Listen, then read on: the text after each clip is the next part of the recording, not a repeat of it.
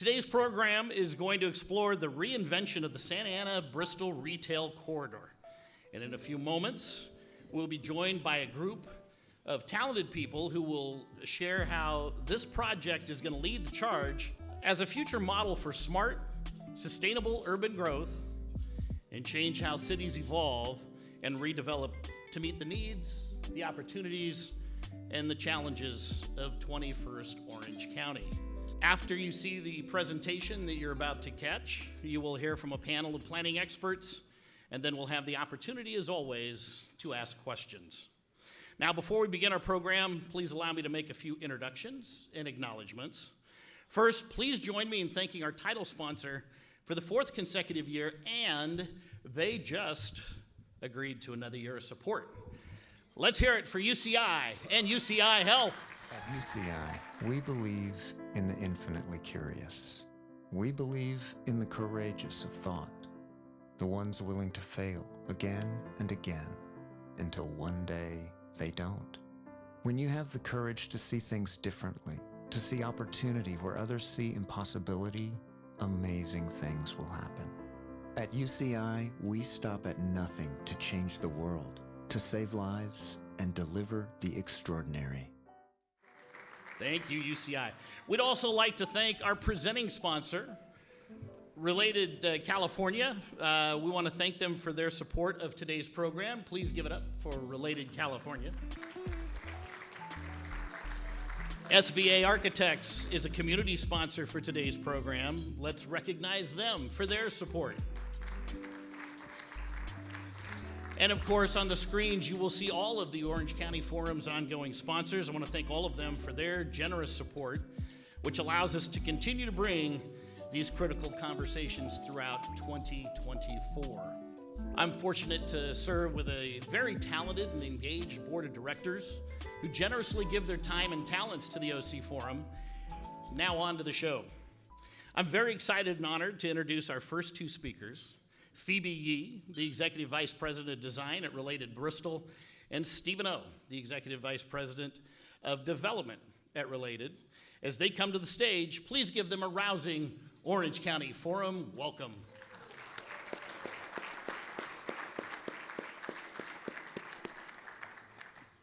Thank you for the opportunity today to be here with you this afternoon with the OC Forum, Orange County's premier nonpartisan public affairs organization. We're delighted to be here with you today, and we're honored that Related Bristol has been identified and selected by the Forum as a project that has the potential to be transformative for the historic city of Santa Ana and certainly for Orange County more broadly. Like the OC Forum, we do at Related believe that Related Bristol, our project that we're going to talk about today, is one of a handful of regional projects that could shape the future of this great county for years to come. It is a county that we call home. We're headquartered right here for the past 35 years, or close to 35 years. And it's a county that we're deeply rooted in and care deeply about. So today, my colleagues, including our senior executive team, will do our best to share with you who we are, how it is that this project came about, what we're doing, and what our vision is for the future and what it could mean for the region. And so thank you again for the opportunity to share with you guys. So before we get started though, a quick show of hands. How many of you know who Related is? Just a quick show of hands. Oh, good. Well, it's actually quite a few of you. Boy, we better not screw this up. And for those who don't know us, maybe we'll keep it that way for the time being, just in case. It's prudent corporate risk management. I kid, of course. It's just the opposite of what we want to do today. Before we speak about the project, I think it's important that I take the opportunity to introduce ourselves, Related, to all of you. So you know, at the end of the day, who is the face and the sponsor behind this project. So allow me to quickly highlight for you the Related difference.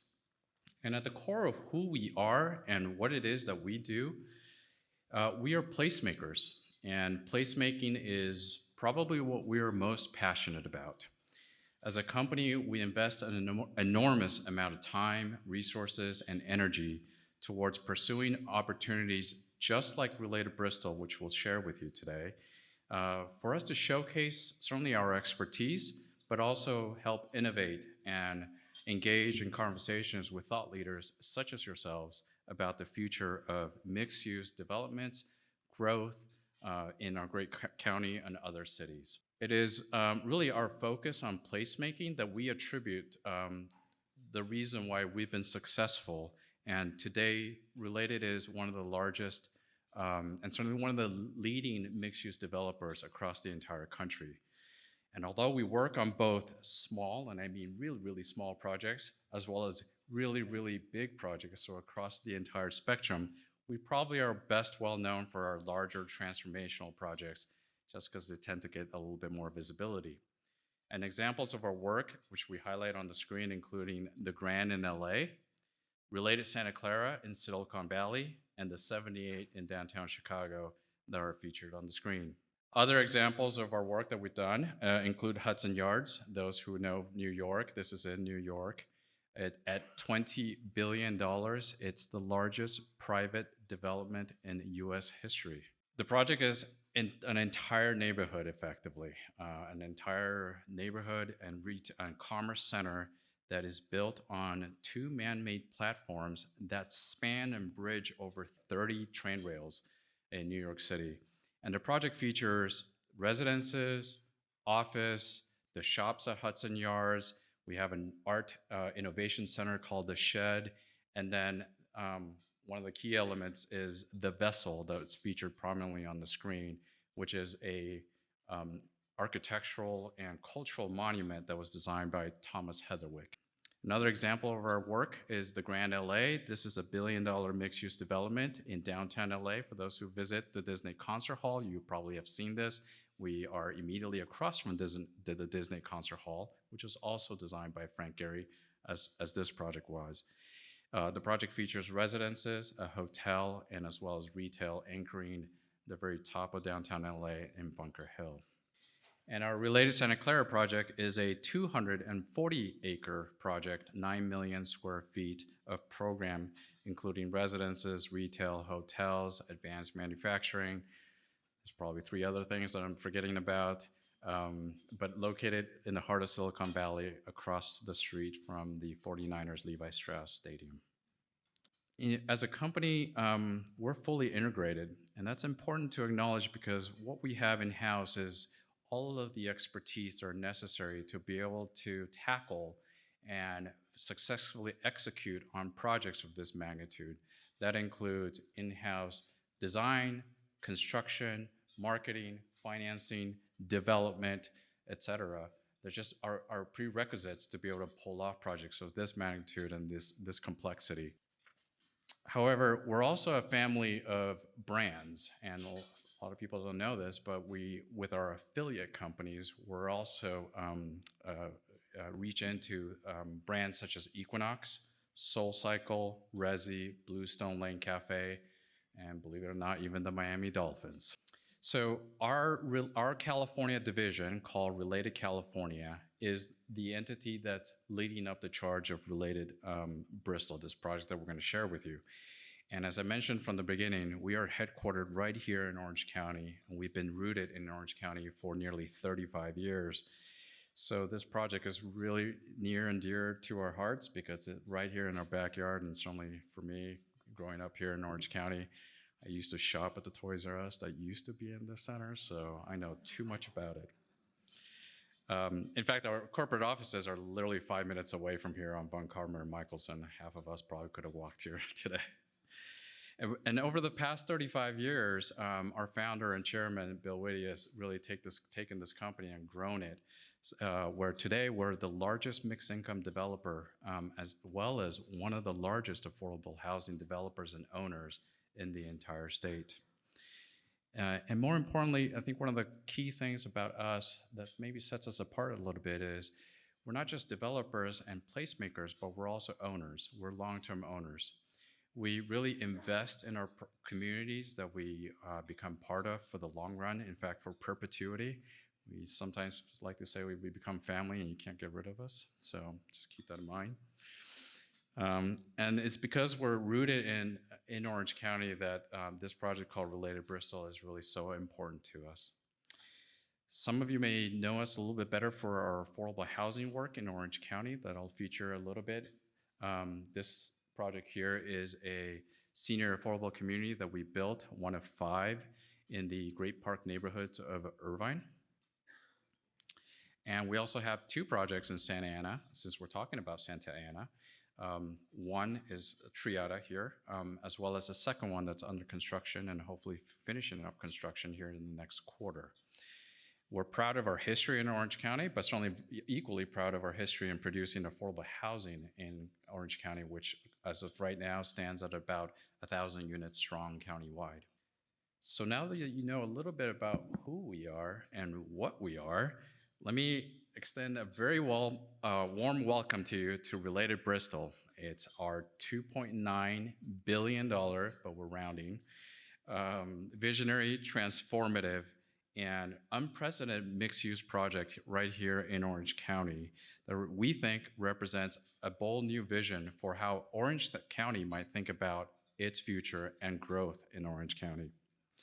We think it could be a model, or at least a case study, for how we think about the future and where we're headed with Orange County, now that Orange County, in our opinion, is experiencing a renaissance, a rediscovery, and a lot of attention. Employers, employees, families, as well as younger single individuals are looking at Orange County as a very attractive place to live, work, and play. We also believe this project could further elevate our wonderful county as a destination for employment, tourism, lifestyle, and certainly commerce. A little bit of logistics about where this is. This project is in a very important central location of Orange County. Situated on Bristol between Sunflower and MacArthur, the project is at the epicenter, certainly one of the biggest epicenters of retail and culture and arts in Orange County. Adjacent to the very successful mall, one of the top grossing malls in the entire country, South Coast Plaza, the Segerstrom Center of the Arts with its brand new Orange County Museum of Arts that just opened up about 18 months ago, John Wayne Airport, and the intersection of the 405 and the 55, which OCTA recently just expanded to the 405, and hopefully they're completing the 55 soon. 2 of the busiest freeways in Southern California. At a macro level, this location couldn't be more connected. Related Bristol spans 41 acres and is shown, let me see if I can do this a little bit, but in orange right here, spans 41 acres and 2 full city blocks right at the border of Santa Ana and Costa Mesa and in the heart of Orange County. It is a true gateway location. And for those who are curious, this line right here is the dividing line between Costa Mesa and Santa Ana. What's there today is a shopping center that is at a center, it's a shopping center that is at a crossroads in time. It is a highly visible 41-acre center that has a remarkable storied history. The land is owned by the original pioneering farming families, the Callens family, for more than 120 years and remains owned by that family, which is incredible, the heritage behind that. So since 1903. In fact, the photo that you see on the right is an image of the families farming the land back in the 1900s as a lima bean farm and a sugar beet farm, which it was a farm for over nearly 70 years until it was redeveloped along with South Coast Plaza back in the late 60s and 70s into the center that it is today. And for those who know Orange County, now more than half a century long in the tooth, this existing center called Metrotown Square was really designed and envisioned and built for a different era, an era where big box retail thrived, grab-and-go centers, and a sea of surface parking really define and continues to define a lot of what we experience in Orange County, how we live, how we interact with our centers, and in many ways drives how we interact with each other. And today, this suburban center is at an important junction in its history and in need of change. The reason for that is the center has a specific set of circumstances it's facing. First, all of the leases that are on the property right now, there's about 100 of them, they all expire next year in 2025. Let me repeat that. Every single lease that's on that property expires next year in 2025. The second factor that is experiencing, and it's not unique in this, it is being impacted by the ongoing change and the shift in the nature of retail. As we all interact with our centers and our consumer preferences shift towards more towards an online experience with Amazon and more experiential brick and mortar experiences, this center is experiencing its share of financial struggles as it sees big box retail occupancy decline. We've had departures like Bed Bath & Beyond due to it filing for bankruptcy has left. And so it's having a tough time maintaining its quality of tenancy, foot traffic, as well as occupancy. And so, and this isn't unique to this center, right? It's akin to what is being experienced across the entire country with large big box malls, including Westminster Mall, Laguna Hills Mall, Main Place Mall.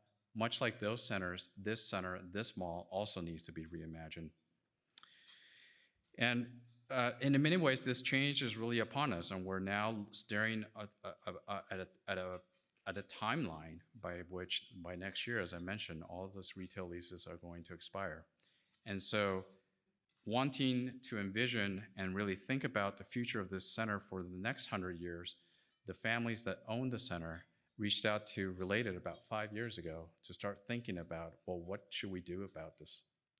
And that's how we became involved in this process. And so at this point, now that you have context and the history and the reason as to why we're here and who we are, let us share with you our vision for Related Bristol.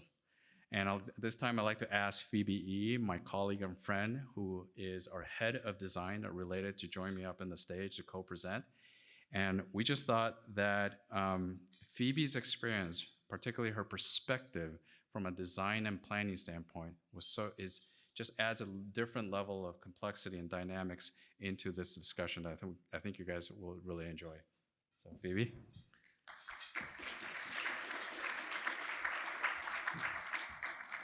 So as Stephen has set this up for me to now talk a little bit more specifically about Related Bristol after understanding maybe a little bit about who we are, I'll do my best to try and sum up the work we've been doing over the last few years as we try to bring Related Bristol to life. And as you can see from some of our other projects, and I'm sure like many of you in this room, I think we like to tackle some challenges. And I think the idea of taking a sea of asphalt parking lots and a bunch of single-story, low-density retail and turning it into an exciting new mixed-use project, I think that's a pretty good challenge to take on. So our Related team has been brainstorming, thinking, researching, and talking to many people about what to do at Related Bristol. And one of the first things that we did was engage a world-class team of designers and urban planners to partner with. And with that team, consisting of Robert A.M. Stern, Elkis Manfredi, Gell, and Rios, we have come up and tried to create some guiding principles, designing an overall framework, and thinking about developing and ultimately executing this project. Our vision centers on the site and redeveloping it into a people-first place that is truly walkable in an exciting new mixed-use community. Timeless and lasting in quality and welcoming to everyone. And as Stephen had pointed out in the location, we really hope Related Bristol becomes a gateway in and out of South Coast Metro Santa Ana, Costa Mesa, and ultimately really adding to what is already the heart of Orange County.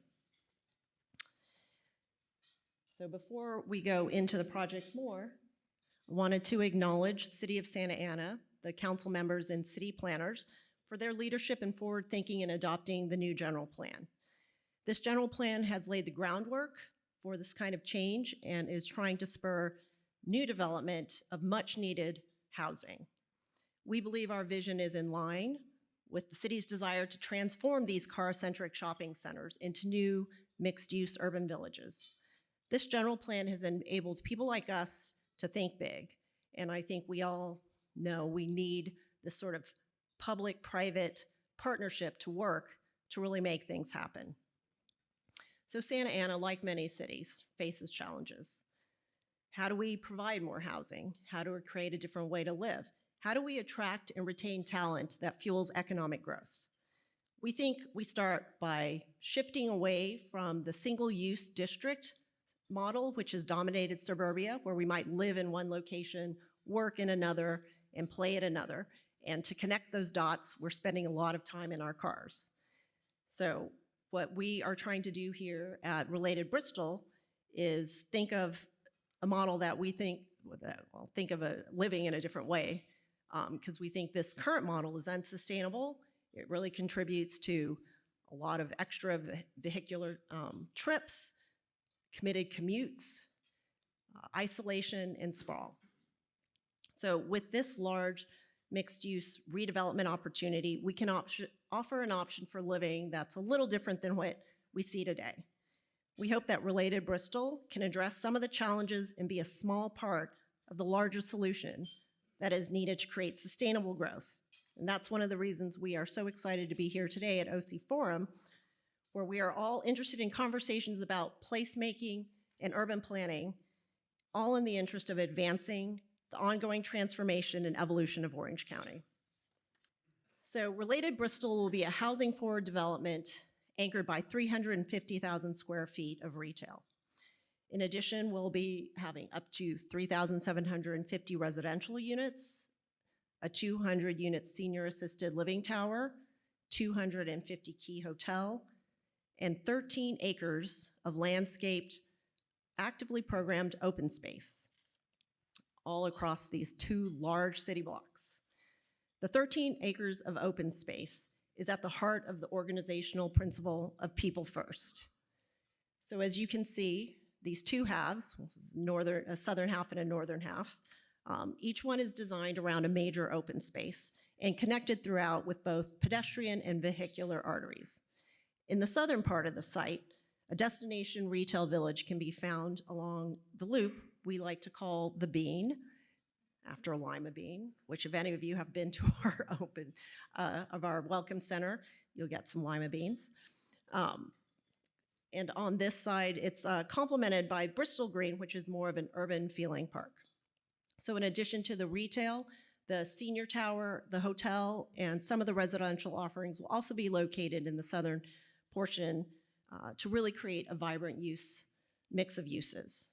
So in the northern half, we thought this is the more residential part of our project. It's a little quieter.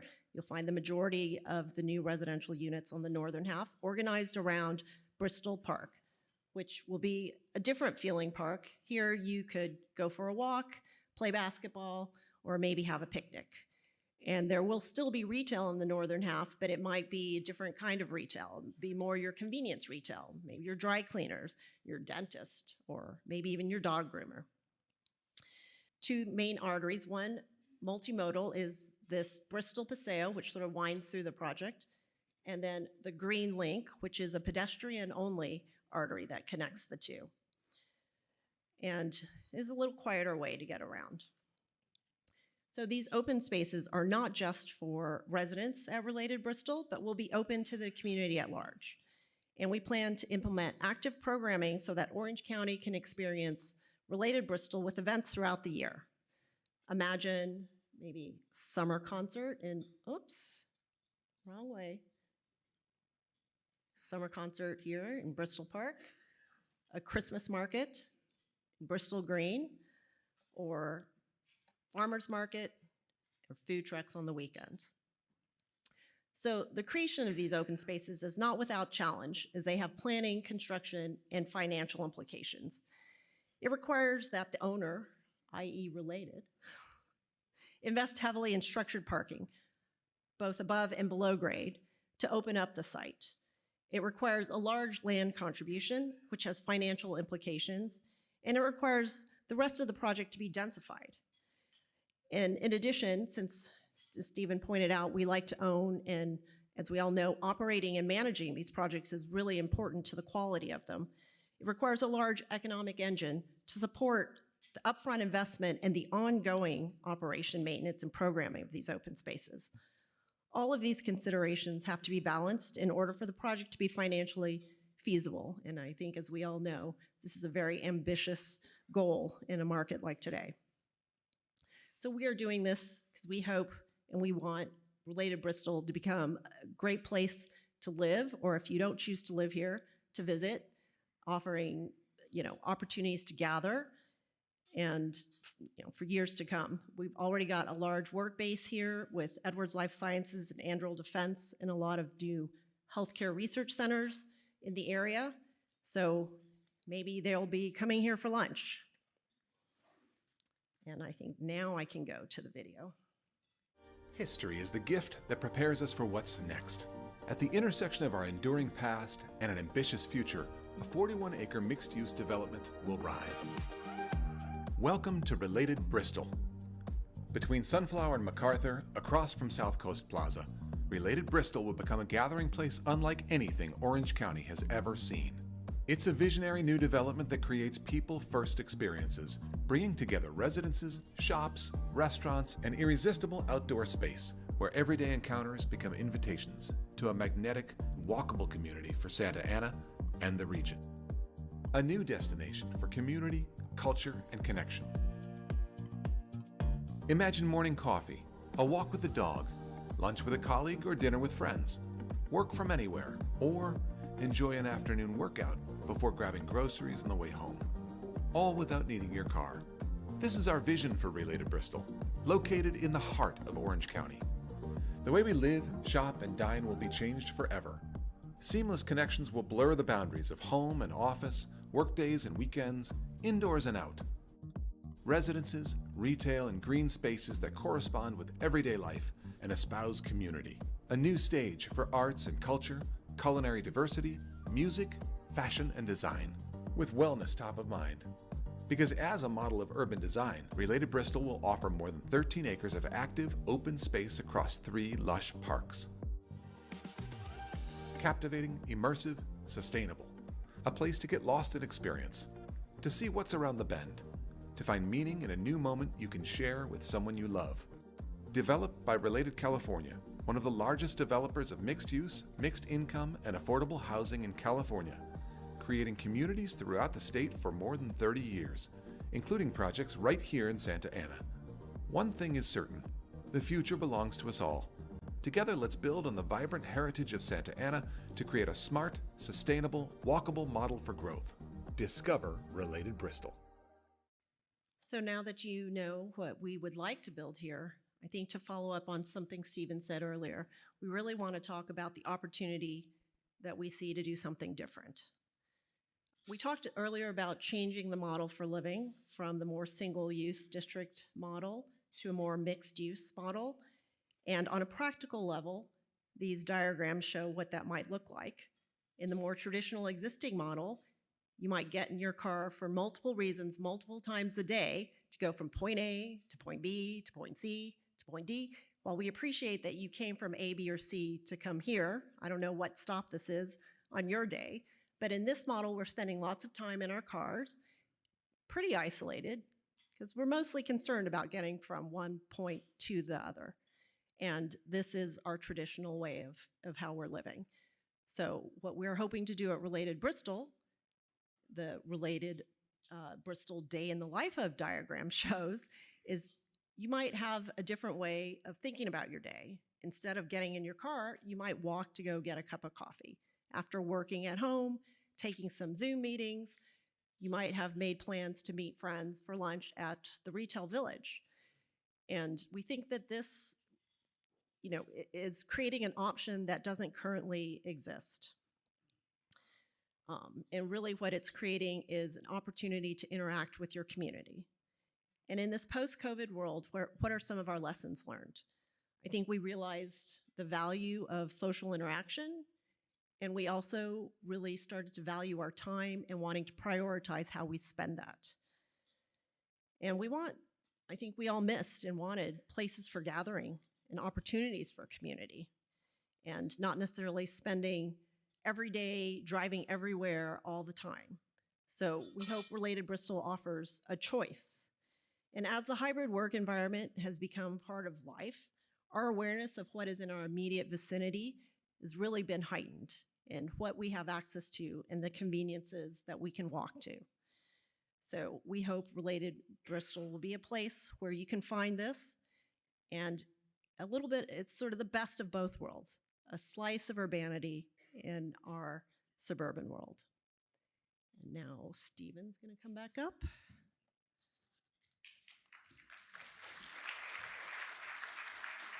Indeed. Well, thank you, Phoebe, and certainly a game-changing vision for how we might be able to interact with each other, our centers, moving forward. At least have a new option here in Orange County. Phoebe always gets and it's good you're listening to her and not me, the opportunity to sell all of the sexy items of the project, whereas I get stuck with the numbers.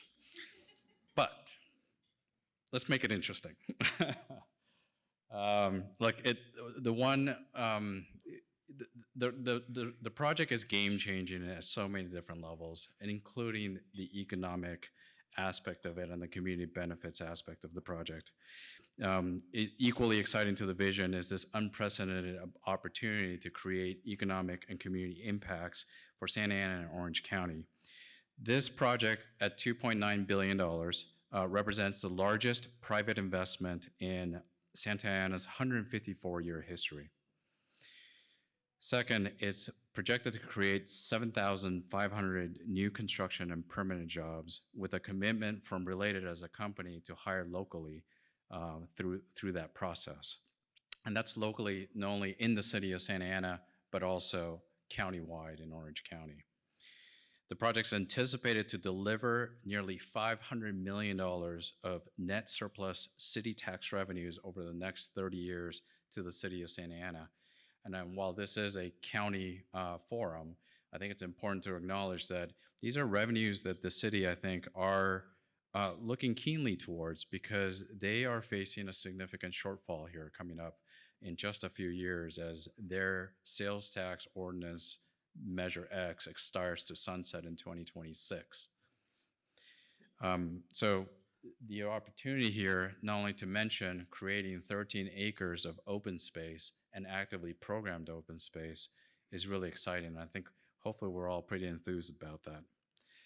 But in addition to these important economic considerations, the project is also featuring, and we're proposing an unprecedented more than $500 million in community benefits, such as an on-site public substation, active programming and public art on the 13 acres of open space that we've mentioned, minimum LEED Silver certification and other sustainability features, PV panels, EV charging stations, et cetera, and funding towards major off-site traffic improvements, funding towards a possible library and community center, and much needed housing, including intergenerational housing.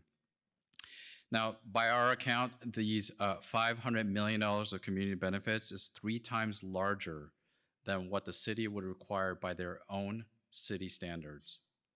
Said another way, we're proposing a package that's 3 times larger than they would otherwise require, and we're proud of that. We've offered that from the very get-go. There's no need to negotiate. And hopefully, if Phoebe and I did our jobs, you guys are all start wondering, that all sounds awesome, Steve and Phoebe. Can you tell us when this is happening, and is it really happening? So that's a good question, and let us answer that. We are about 2 years into our entitlement process. We've been meeting with the community and continue to engage with the community for the last 2 years. We opened a welcome center right on site. It's open to the public. Anyone who wants to visit us, please stop on by. We have a website that's translated in 4 different languages: English, Spanish, Chinese, and Vietnamese. And we've hosted an online platform for anyone who wants to throw their 2 cents in and about, I don't like Steven's fashion sense or whatnot. Go to our website, you can enter it right on our website. It's open to viewable by the public. And we've collected over 1,400 comments over the last 2 years. Lastly, we're really grateful that we've actually received about 400 letters of support, and I see about another 100 in here, I hope. So if entitled, when we're in the process of advancing the entitlement process with the City of Santa Ana, we intend to commence construction here in 2026, January 1st, if we had it our way, because as I mentioned, these existing leases all expire on 12/31/2025. So we need to really start thinking about the future of this particular center. As I mentioned, we are working closely with the city. We thank them for all their efforts in advancing this process. We are pretty eager and anxious to get the process to a hearing, meaning City Council and Planning Commission. Sorry, let me flip the order. Planning Commission first, then City Council, because of the timeline I mentioned at the end of 2025. If entitled, we still have to go through a permitting process to pull building permits, and not to mention finance this project, which is extremely difficult right now. For those who like to learn more about the project or become involved, we certainly welcome it. As I mentioned, we have a welcome center right on the site. It's next to South Coast Plaza. Please stop on by. Please reach out to us either by email, on our website, as I mentioned, our Welcome Center. We have a table right up front with our representatives who are happy to meet with you. And if you'd like to help, please go on our website, stop by our table, sign a letter of support. It's automated right on our website. And even better, voice your support of our project if you like, and reach out to us if you'd like to volunteer for that at a future hearing.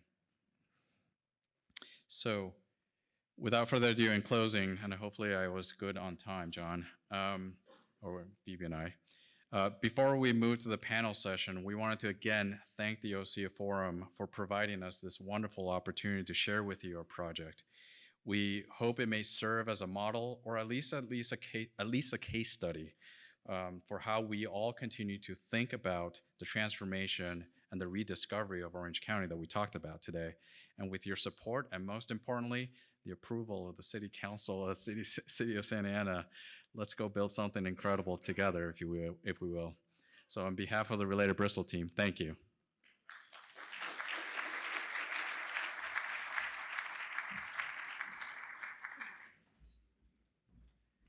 All right, let's give a rousing OC Forum thank you to Phoebe and Stephen for that great informative presentation.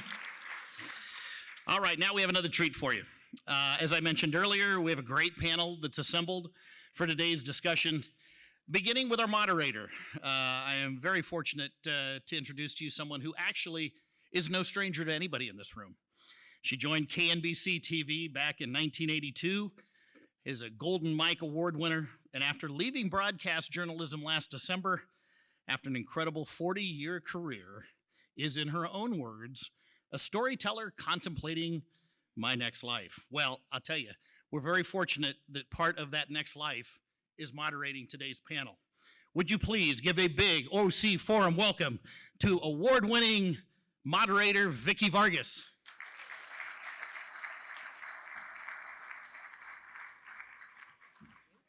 You know, I look back on the years I spent in Orange County, fortunate also to have grown up here and then able to cover it for 4 decades. And I remember the only thing I can equate today to is the fact that I lived here before there was a Brea Mall. Truly, it was orange groves, and it was in the middle of nowhere, we thought.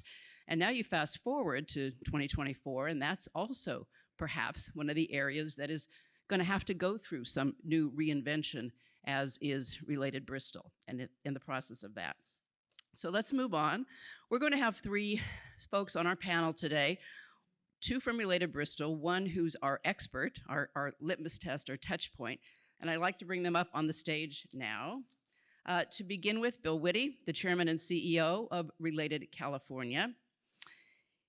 He is perhaps the best of the futurists, I think, someone who for 35 years has had to see into the future with a crystal ball to plan and build. I don't know if he has a crystal ball, if he's just a really smart guy. Next to him, Gino Canori, who is also the president of Related California. a Trojan, and that gets me to my next segue.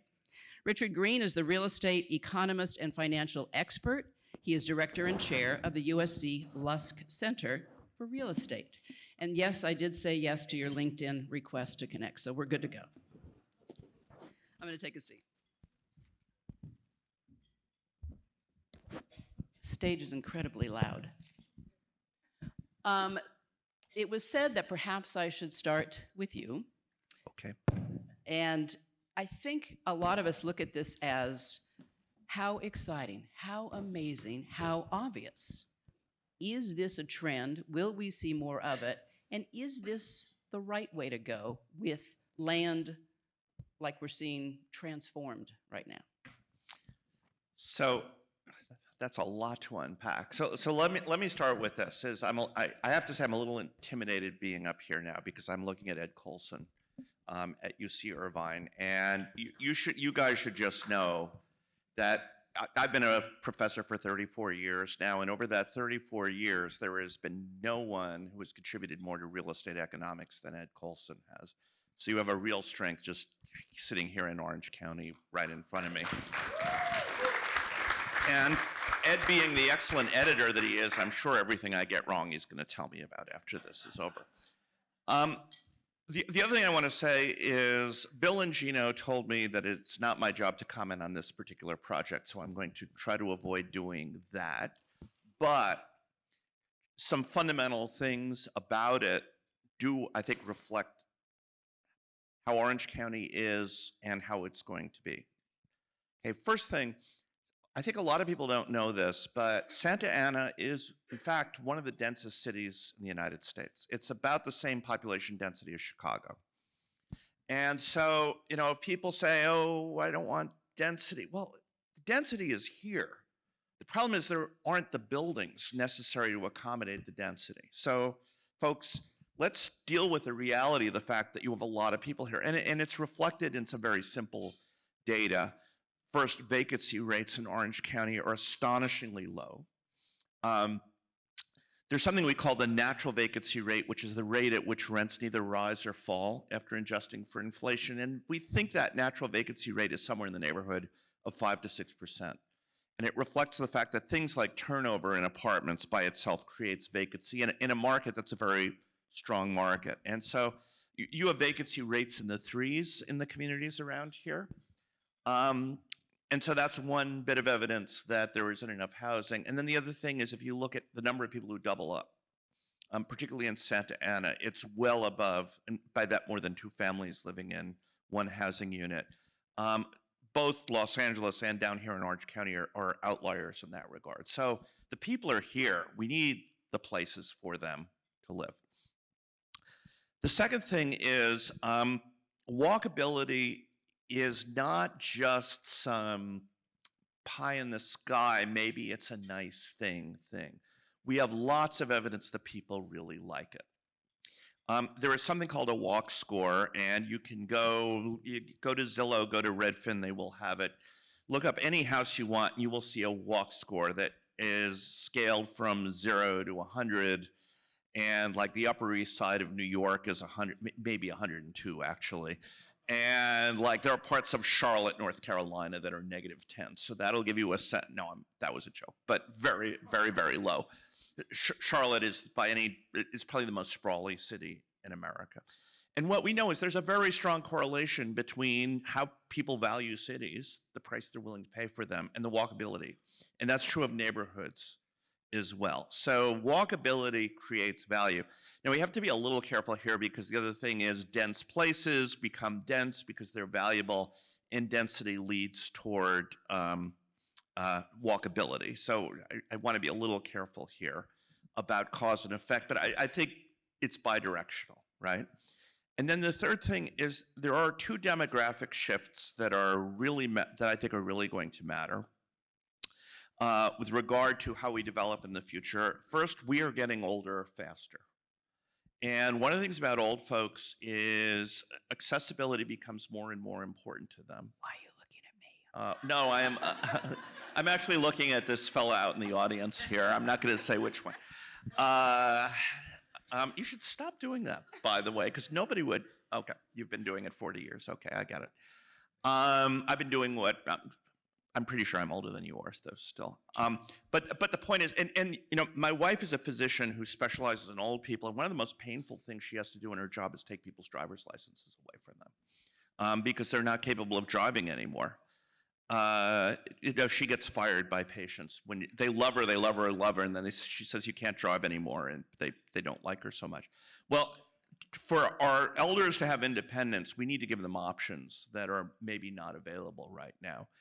And the other side of it, when we look at young people, they're not into driving the way my generation was. And we see it with evidence like they're taking forever to get driver's licenses. That wasn't, I mean, when I was a kid, I mean, I will say I turned 16 in 1975, and I had my driver's license like 3 days after my 16th birthday. It was, you know, my parents needed to get me to the DMV so that because I was being such a pain about it.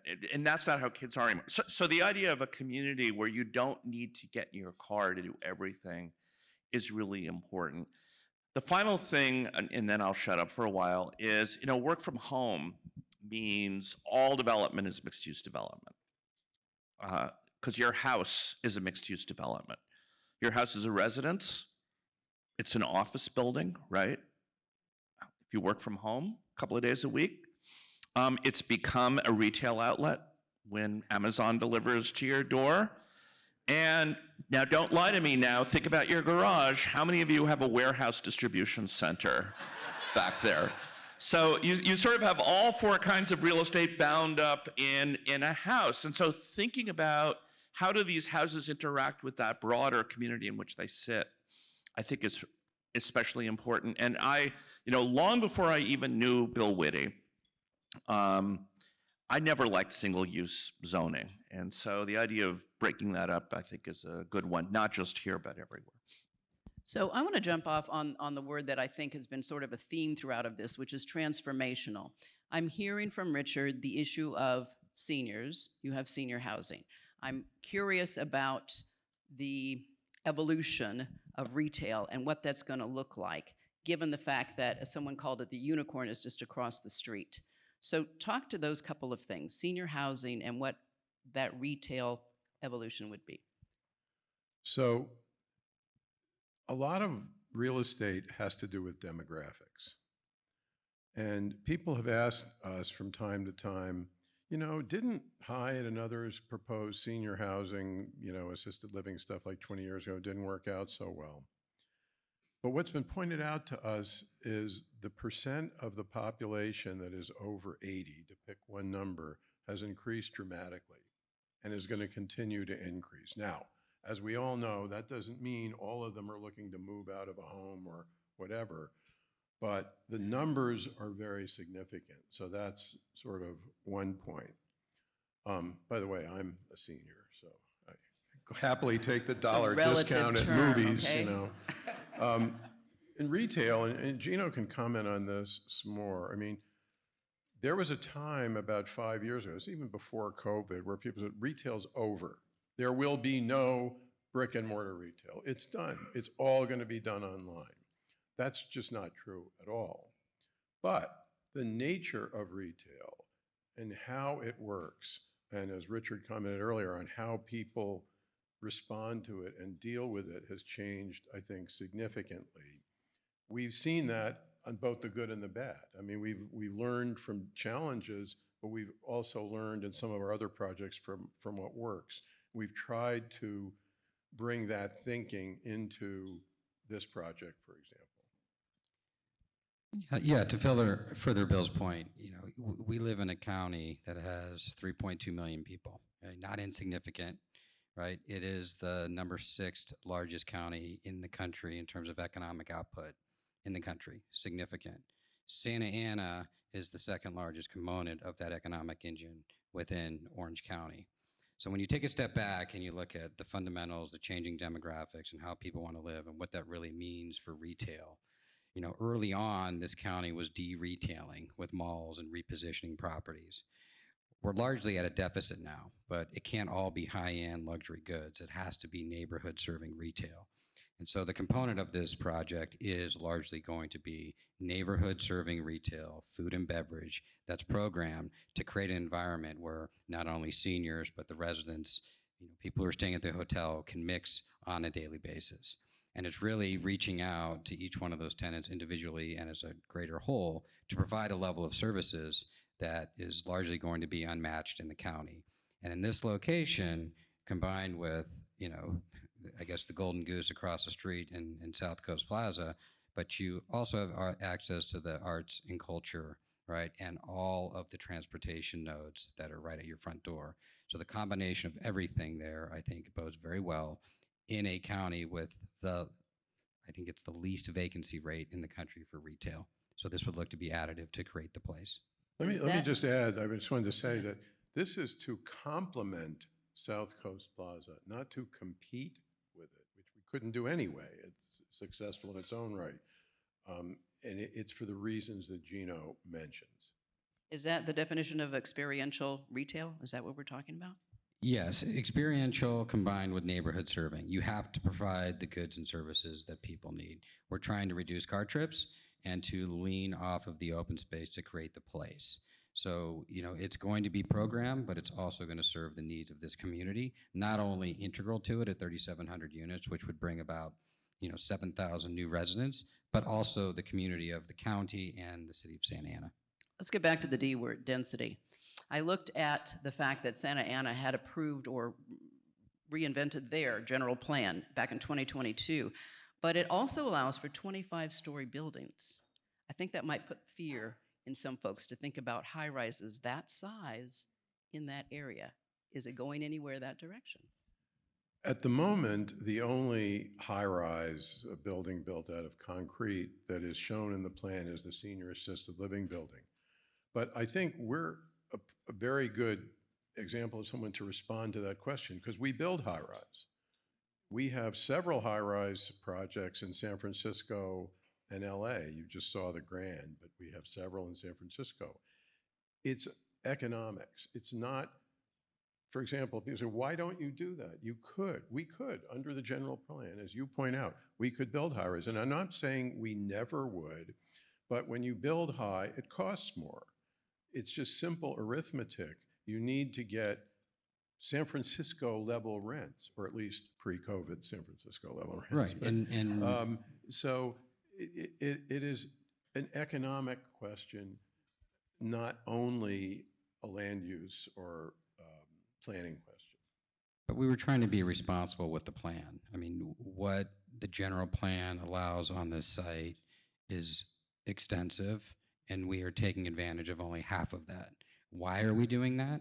It's the right thing to do. We don't want to densify this. We want public open space. We want to be accessible to the community, the county, and the city of Santa Ana, and we want to provide a retail experience that is open to all.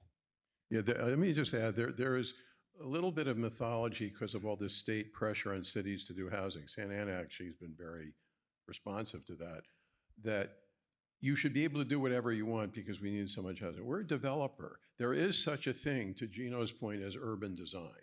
There are other considerations, and I see some plans emerge from cities where they've been resisting, we're gonna go 18 or 20 stories. Putting aside the fact that they probably don't work economically, that's not necessarily a good solution under the circumstances.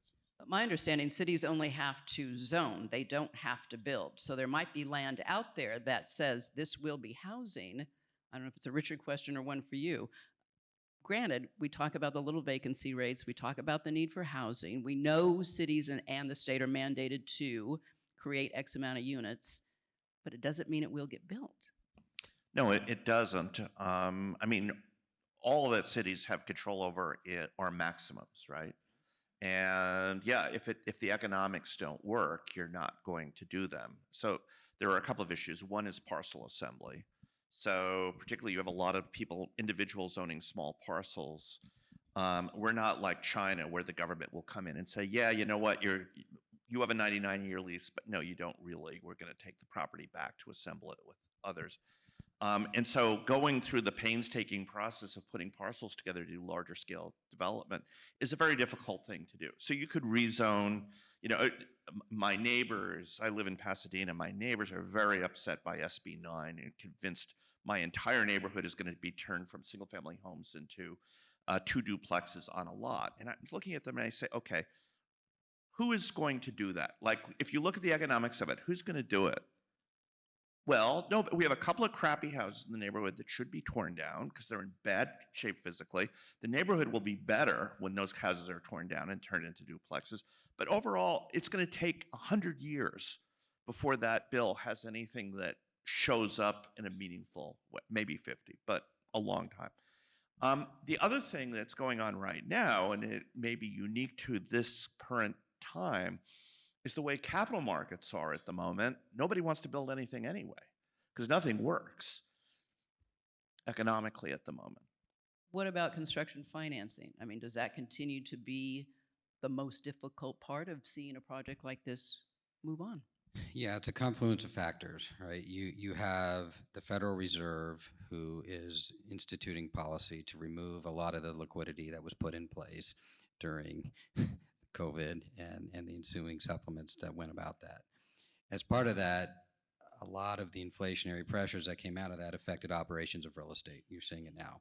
And we can put the office into a separate box because we know what's happened there. So when you combine what's happened with regards to lending requirements, because these banks have too much on their balance sheet that they're trying to unlever right now, with trying to put out new money, we're in a pattern right now that's causing a bit of a freeze. Yeah, right. So one of two things is going to happen. One, you can't produce the amount of units, rents will inevitably go up, the supply will be behind the demand. You'll be able to justify the higher costs and the higher financing structure. But because of the dislocation in the financial markets, air needs to come out of the balloon, which is starting to occur. It will happen as rates start to come down a little bit. But everybody in the industry is digesting what I've been saying to everybody, which is the elephant through the snake, which is you have construction costs that haven't come down. We have, a labor situation in the county and even the state that's very challenged. You have an affordability issue because we can't provide affordable housing and workforce housing, right? You have an interest rate problem. And then because of inflationary pressures and, our utility companies and the fires and the insurance issues, like everyone is just absorbing all of this right now, and it's probably going to be another 12 to 16 months before all that shakes out. Then things will need to get back to normalcy. Did everybody get that? Is it recorded? We had 12 to 16 months, right?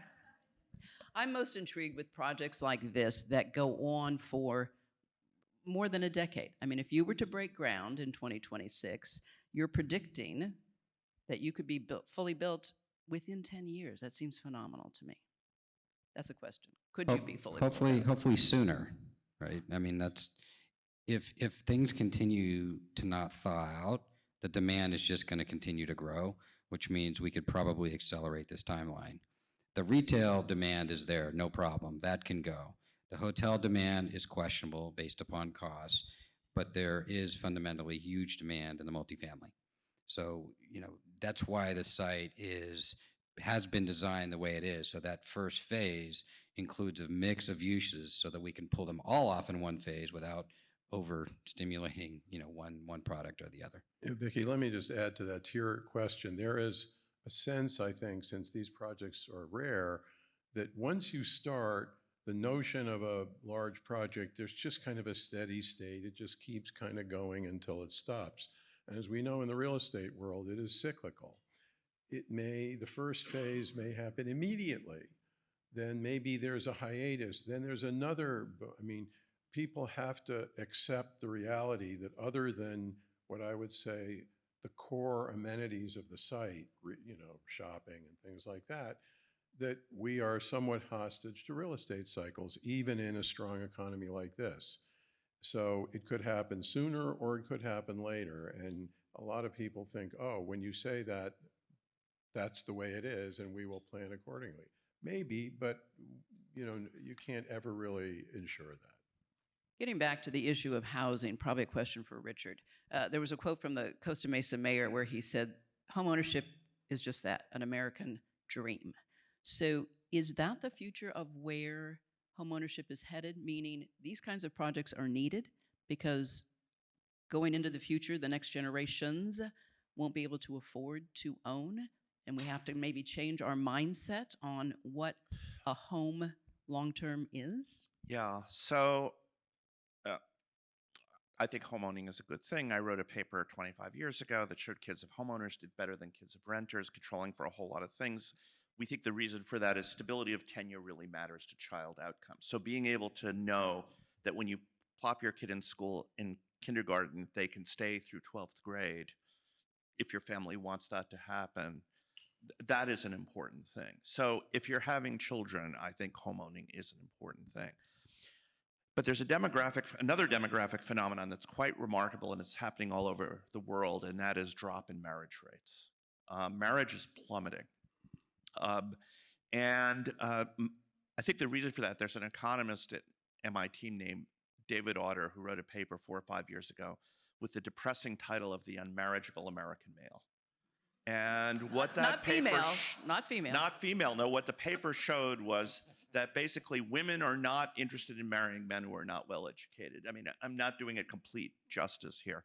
And what we have is a developing gap in the educational attainment of men and women in the US. Women are finishing college at much greater rates than men are. And so this marriage mismatch,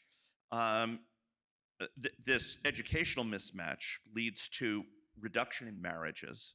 And by the way, this is not just an American phenomenon. We see it in every developed country in the world. Okay, one fact about homeowning is married couples are much more likely to be homeowners, singles are much more likely to be renters.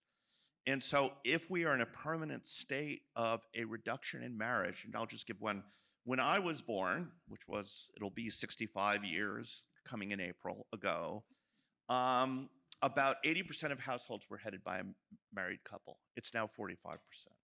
And there's no reason to think that that trajectory is going to change in the years to come. So I think we need to rethink the configuration of housing to align with this reality that the way people form households is very different from what it was 10, 20, 40, 50 years ago. So said another way, women do not marry below them, right? Well, my wife did, but I was waiting for that. So did mine. I think I married up too, Bill, but I married up. Any man who wants to say married will say exactly what Bill just did. Right, dear?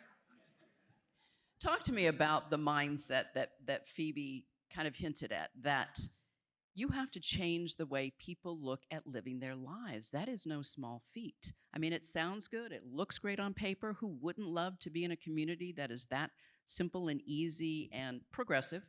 But how do you change a mindset? I think the affordability problem in Orange County, just by using that example, is going to create that by default. You have the largest difference between cost of ownership and renting that this county's ever had by a wide margin. So we're not able to produce housing tracts like we did through the 60s and 70s and 80s and 90s. Irvine Ranch, Santa Ana, most of the counties, or the cities within the county, are largely built out. And back to my original comment of a county that has 3.2 million people, you have to densify. And in densifying, you create these places that creates the marketplace of people that want to live there. And it's, you're creating a better option other than an isolated apartment project, which is why we leaned into mixed use 20 years ago. Creating the mix of uses, folding in retail, bringing in the senior housing component, right? You're preserving lives in that senior housing building with the activity on site, right? Because we're creating opportunities with open space and retailing that creates the whole environment. So, by default, the county is going to have to continue to densify. You're seeing that in malls, but not every location should be treated the same or as equal. We think this location, when you take a step back and you look at its access and its adjacency factors, is probably one of the best in the county. So I'm going to ask one more question of Bill, and then I think we're going to open up to some Q&A if you all have questions. Why is this a transformational project? Why is it different, unique, and will it become, in your opinion, a beacon for what's to come in this county? So, as Gino said earlier, I moved to Orange County from San Francisco in the early 90s The population of the county has more than doubled just since I've been here. Santa Ana is the county seat. It is already that. Because of the Segerstrom family, mainly, this area is the performing arts center of the county. There is no reason whatsoever this can't also be sort of the urban center of the county and for the city of San Diego, the Santa Ana rather. The raw materials are here.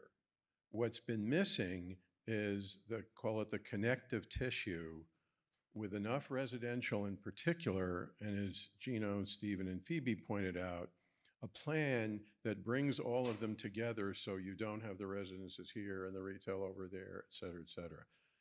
It's waiting to happen, and we think this can hasten it from happening. And it doesn't mean that other things won't be successful too, but there's a lot of reasons we believe this can become the center of the county culturally, retail-wise, and otherwise. And I think this project could go a long way to making that happen. Okay, well, thank you all for being here. Georgie has a microphone and is willing to walk the room, work the room. If you all have questions, there's someone in the back there. He'll bring you the microphone so we can all hear you ask your question. And would you tell us who you are, please? Rita Tayanaka, realtor. So we want, purchased property, not rental. But my question is, when we down in South County, there's mixed use, right?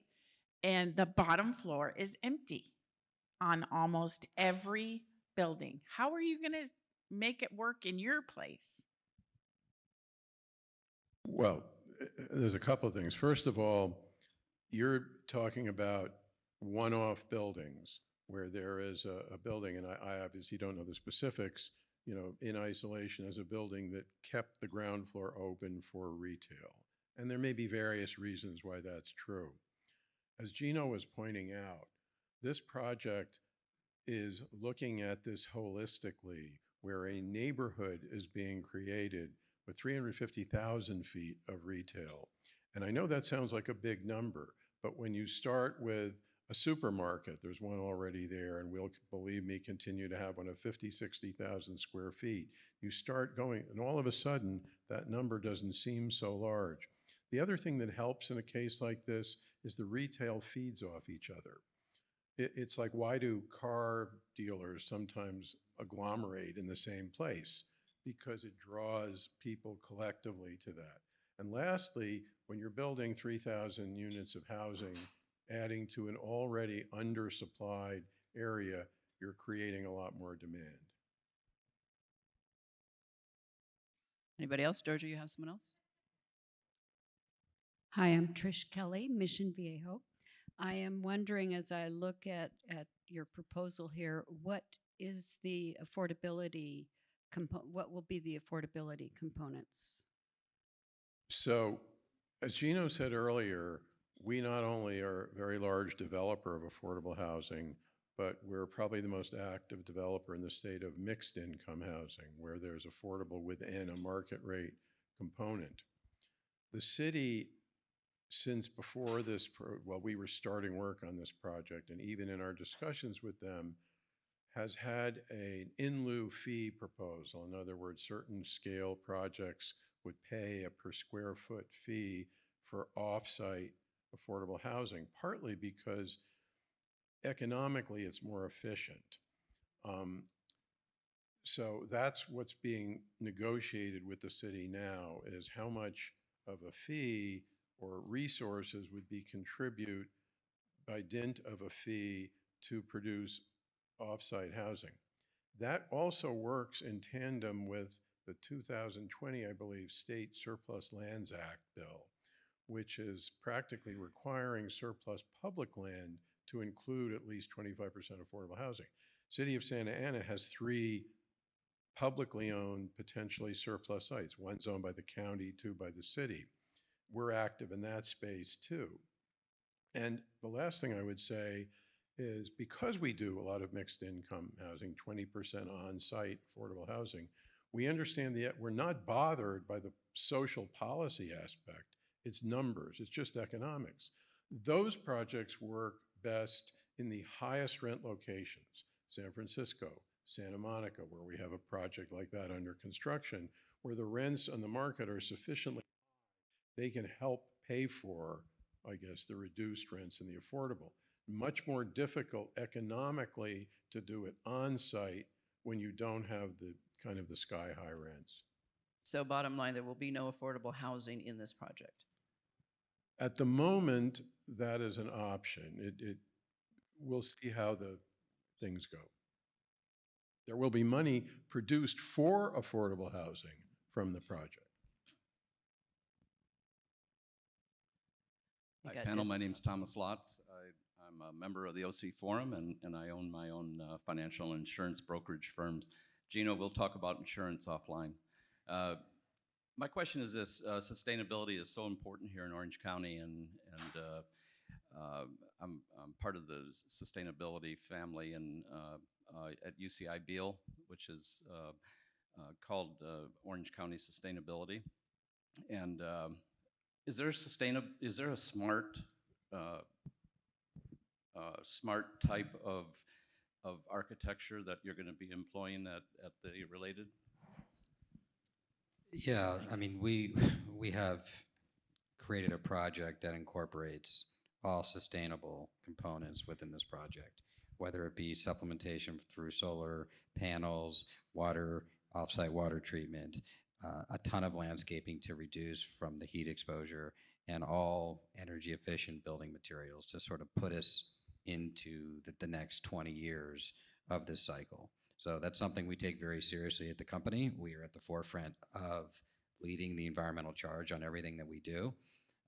In California, we have very rigorous requirements that far exceed anywhere else in the country. So not only do we adhere to those, but we will also go beyond that in order to achieve, the economic side of creating a sustainable community.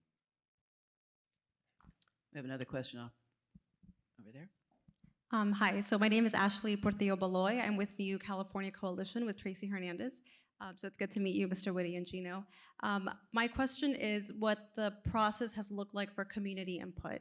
I heard that there's a website and you can, do your support letters, but what has it looked like to actually go out into community and kind of incorporate the community input and feedback, and what's the reception like? And I ask because I grew up on Seahurst and Sunflower, and so it's exciting to see this, but I also think about my parents who live here and if they're even aware that this is happening in their backyard. If they're not aware, I'd be shocked. To Stephen O., Phoebe, and Kaylee's credit, we have been in the community for well over 2 years. We have held in excess of 150 community meetings. We have ongoing meetings on site with all the tenant retailers dealing with relocation type items, where they're going to fit into the new site plan. As Stephen mentioned, we have a website in 4 different languages. The outreach has been constant. We have a 400-page community outreach book that includes all of the website analytics, what we've heard from the community, how the plan has been adjusted, what's been incorporated.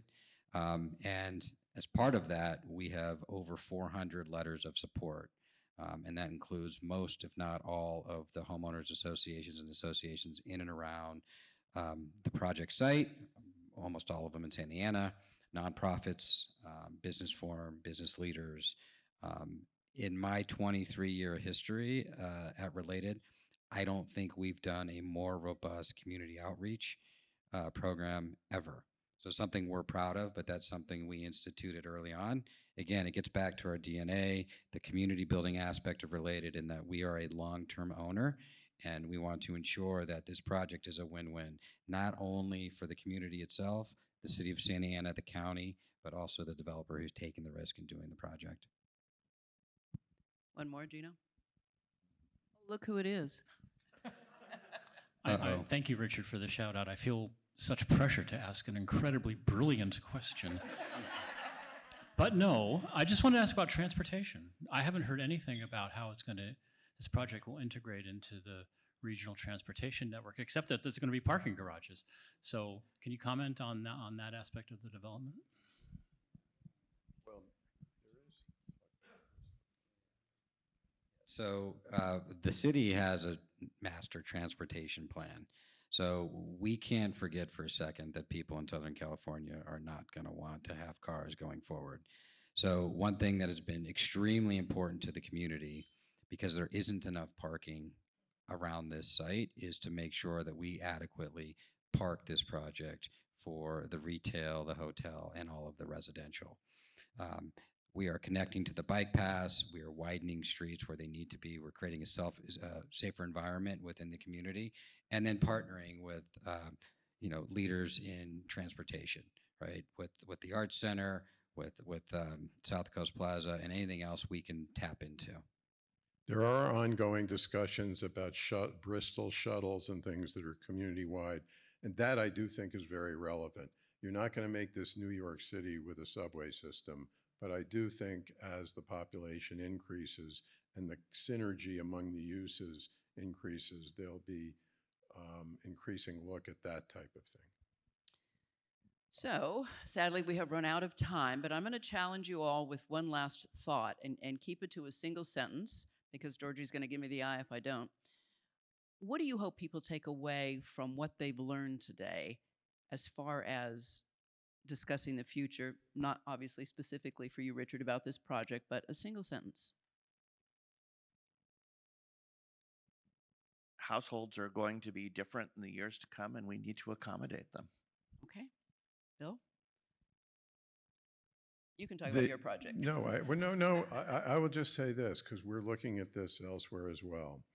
I think there is a growing demand, partly for that reason, for the pluses of connected urban projects in suburban locations. You know? I think we have to create an environment to enhance household formation. We got to get all those men back at college. Thank you, gentlemen. I appreciate this. Thank you, everyone, for being here. I'm going to invite John to come back up on stage, and I'm going to hand him this. Thank you. Let's give another rousing OC Forum thank you to our panel. All right. If you'd like to watch today's program, you can do so on demand on Charter and Cox, as well as on the OC Forum YouTube channel, as well as our website, ocforum.org. Now, before you leave, please be sure to give a special thank you to the Hyatt Regency folks for hosting our event, providing today's lunch. The Hyatt Regency is now the official home of the OC Forum. We're going to have 8 of our events during the course of the year here. Yes, that is worth clapping. In fact, be sure to mark your calendars for our next Critical Conversations program. It's going to center around leadership, and it's going to take place on Friday, April 26th, right here at our new home. Please join me in thanking the Communications Lab team for putting today's event together, Georgie, Alex, the crew. And thank you all for attending today. We appreciate your time. Enjoy a wonderful Easter Sunday or Easter weekend, and we'll see you next month. Take care.